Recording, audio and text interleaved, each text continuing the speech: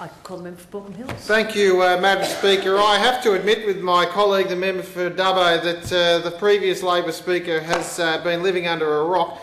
Their consistent criticisms of the coalition about fiscal responsibility is absolutely laughable. I must draw on my experience, Madam Acting Speaker, in my pre-parliamentary life when I was an industry lobbyist and executive to the Civil Contractors Federation.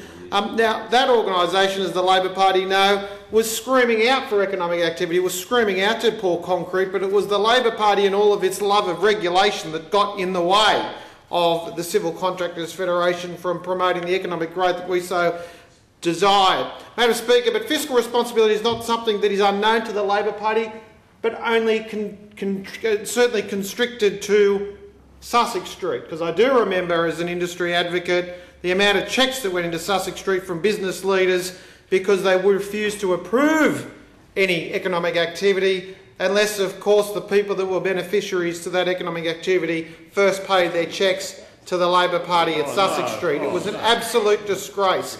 And maybe one day, Madam Acting Speaker, when I do write that book I've promised myself, we'll have to highlight how many of those Labor leaders that have come into this place via Sussex Street have been also fundamentally part of that chequebook politics that New South Wales was so riddled with under the previous Labor administration. But, Madam Acting Speaker, one of the most fundamental expectations that the people of New South Wales place upon government at all levels is the maintenance of fiscal responsibility.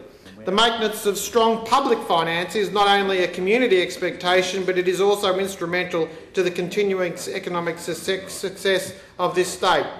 It's imperative that a strong position is maintained in the interest of business confidence and crucial infrastructure spending, and the preservation of a competitive tax system prevails. This best argument in support of fiscal responsibility is the dire consequences of fiscal irresponsibility, excessive spending, borrowing, and they're naturally a receipt for economic disaster.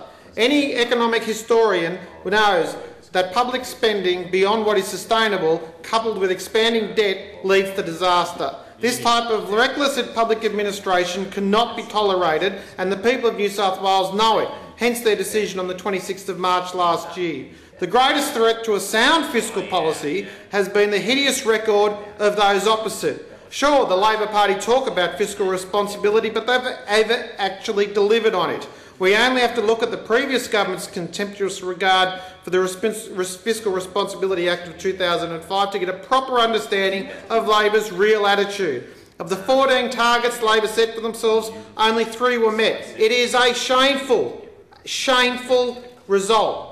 Thankfully, one of the hallmarks of a coalition across Australia is the delivery of sound financial management, consistent with the principles of fiscal responsibility.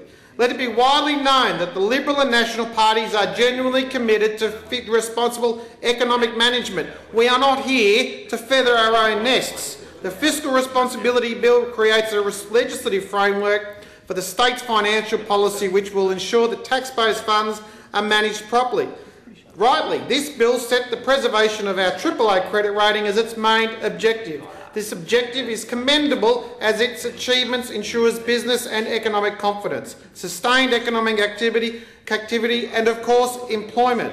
As has already been covered in this debate, the maintenance of credit rating guarantees the government can access cheap funds even in times of uncertainty.